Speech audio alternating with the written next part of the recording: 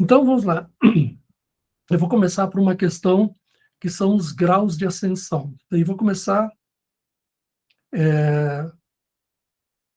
por um simples fato que ocorreu hoje. Nós estamos fazendo algumas atualizações no meu web, algumas melhorias, já estão sendo implementadas, e na medida que vão sendo implementadas, os usuários vão recebendo um e-mail com o que foi atualizado. E hoje nós mexemos nas nomenclaturas dos graus de ascensão.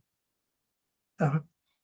Então, eu já venho há tempo estudando isso, e no curso de especialização, nas 2 edições completas que eu fiz, que foram edições de 1 ano e meio cada uma, onde nós estudamos juntos, todos os alunos, e foram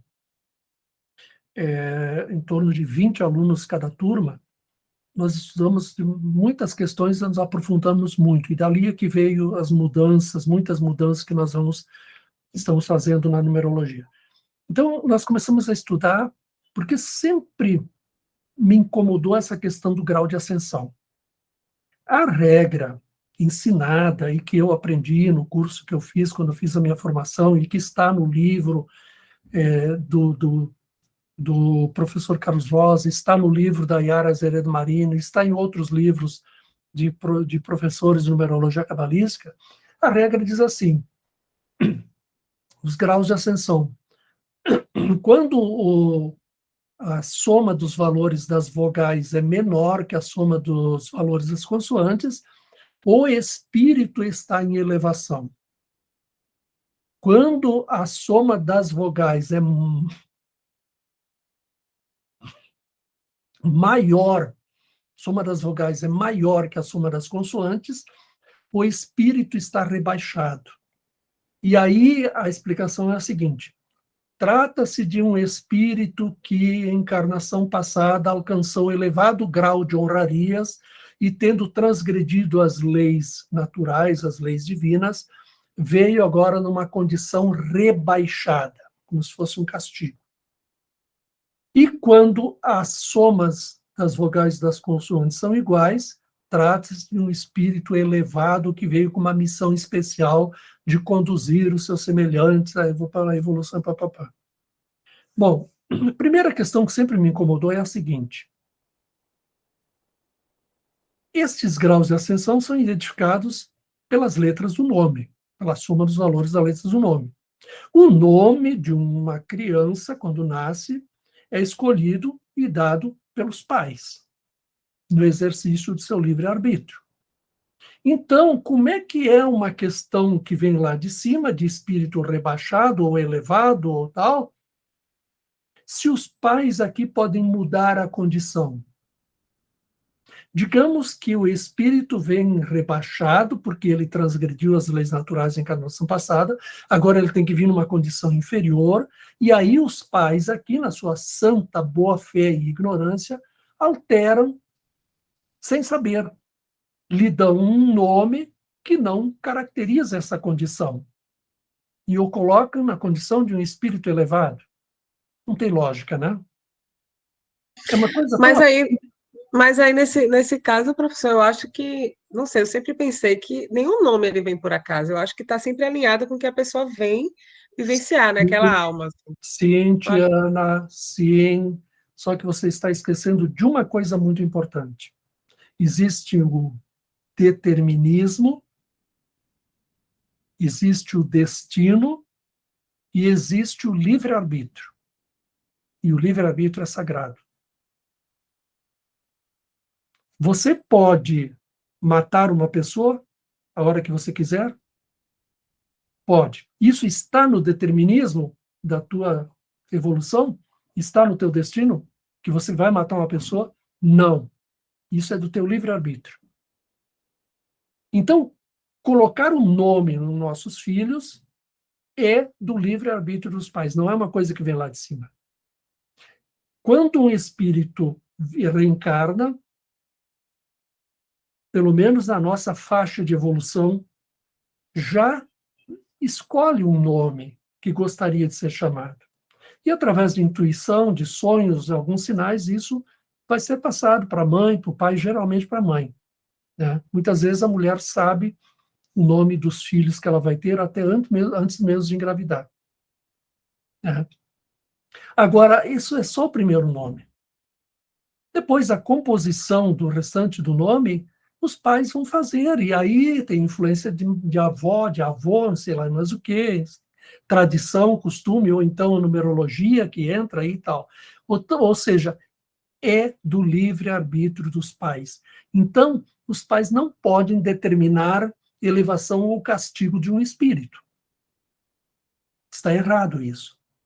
Então, esta interpretação está totalmente equivocada. Agora, vamos para uma questão mais lógica. Tá? E esta conclusão foi após estudo de muitos e muitos casos. Em primeiro lugar, vamos lá, vamos pegar o caso do rebaixado.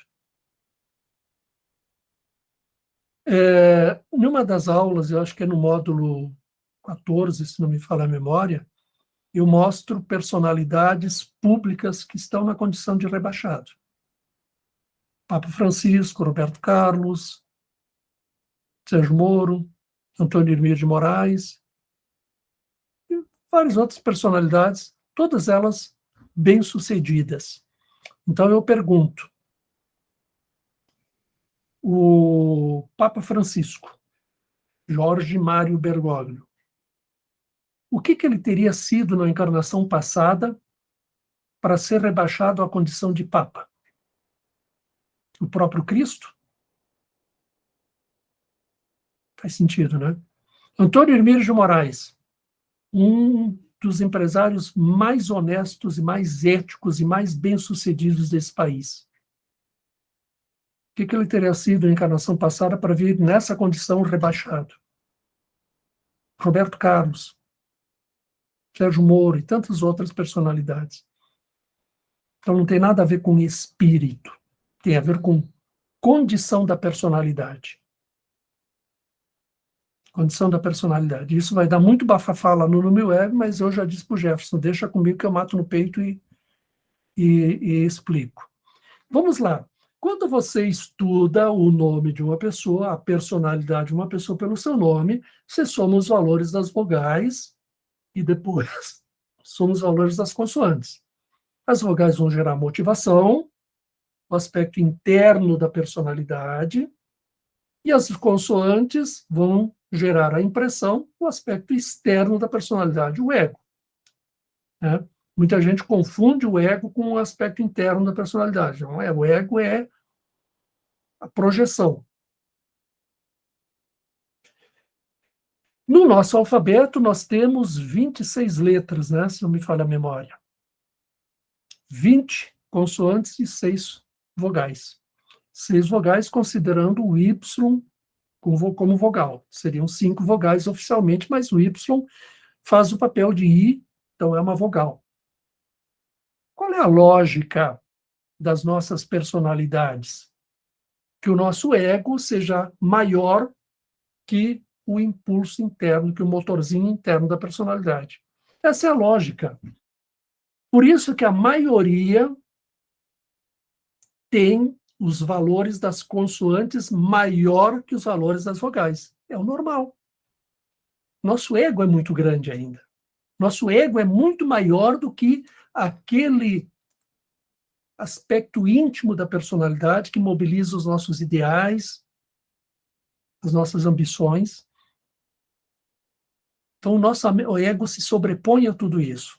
É só estudar psicologia que vocês vão entender.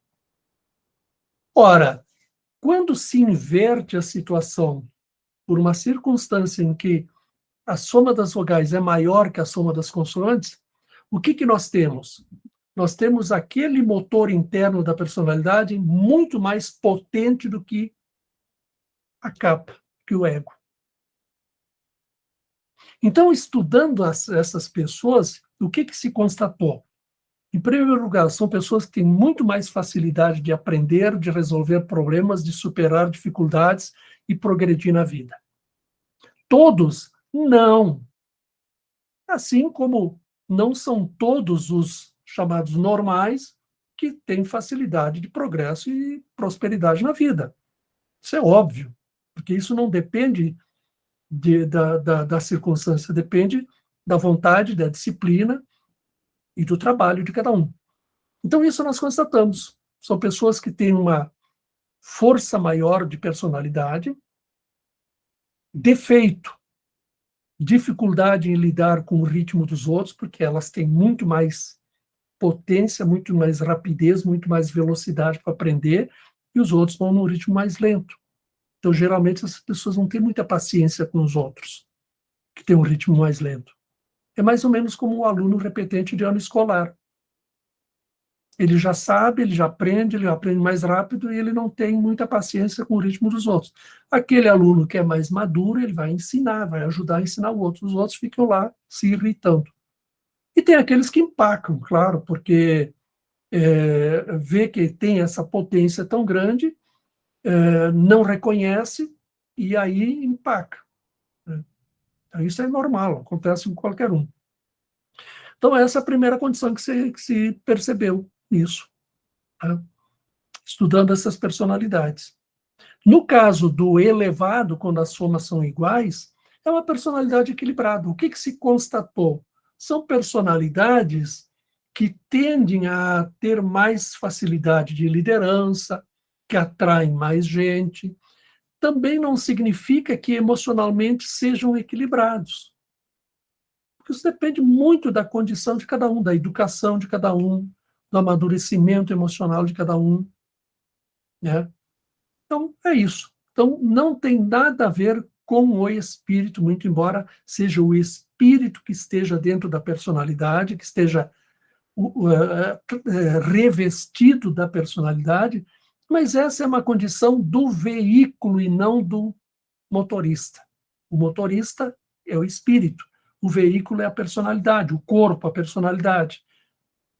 Então, é a mesma coisa, você vai pegar um Fusquinha, vai pilotar um Fusquinha. Aí, outra pessoa, outro amigo seu, amiga sua, vai pegar uma Ferrari. Ou você mesmo sai do Fusca e vai pegar uma Ferrari. Você é o mesmo. Numa encarnação você foi Fusca, na outra encarnação você é Ferrari. O espírito é o mesmo, o veículo é outro. Entenderam? Então, isso é uma condição da personalidade, não é do espírito. Claro, isso vai gerar muita polêmica, porque é o mágico, o espírita, coisa. Não, tudo já está determinado. Não cai uma folha sem que o Pai do Céu saiba. Não cai um fio de cabelo da sua cabeça sem que o Pai do Céu saiba. Sim, sim, sim, isso é verdade.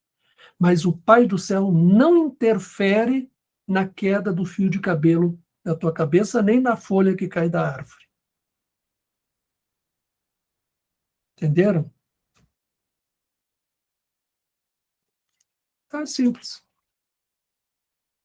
É uma questão matemática, não tem nada a ver com mágico, com fantasia. Tá? Agora, até fazer o povo entender vai dar uma bela dor de cabeça, mas isso não me preocupa. Né? Isso, para mim, eu vejo como oportunidade de esclarecer. Né? E tudo isso que eu estou falando para vocês é com base em estudos, porque numerologia, prestem bem atenção, numerologia. Logia significa estudo, conhecimento. Do quê? Dos números. Então, a numerologia é uma ciência que se estuda os números e, através dos números, se estuda as coisas, as pessoas e tudo mais. Então, não faz sentido trabalhar com numerologia, praticar numerologia, se não se estuda as coisas, as pessoas, através dos seus números. É ciência, tem que estudar. Não é ficar replicando coisas que se comprou lá de um professor e ficar reverberando sem olhar para as pessoas. O mapa não é a pessoa. Atente-se bem para isso. Aquele mapa que vocês fizeram não é a pessoa. ele é um reflexo, ele é uma fotografia da pessoa. Uma fotografia que foi tirada quando a pessoa nasceu. Mas a pessoa evolui e muda. Então, através do mapa, você tem que estudar a vida da pessoa e ver se ela está evoluindo de acordo com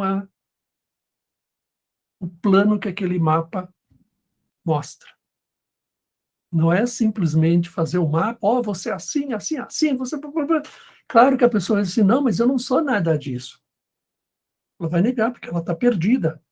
Você tem um mapa da vida dela, você estuda a vida dela e você começa a explicar e orientar. E você consegue situar ela onde ela está nesse momento da vida dela, através do seu mapa. Então, numerologia é isso, gente. Tem que estudar as vidas das pessoas através dos seus números, através das suas condições no mapa.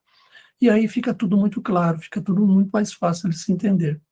Porque é uma questão lógica, gente. Questão lógica. Se fosse por exemplo, vamos dizer que eu fui rei da França, Luís XV, lá naquele século passado. E aí eu fiz guerras, matei muita gente, e agora eu fui castigado, punido e vim rebaixado como o Luiz Trevisani. Vamos imaginar isso.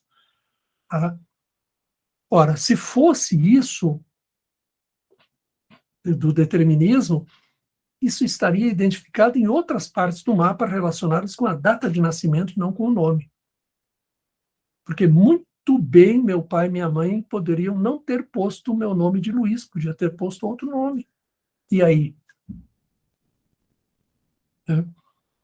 Então, o que é do determinismo é do determinismo.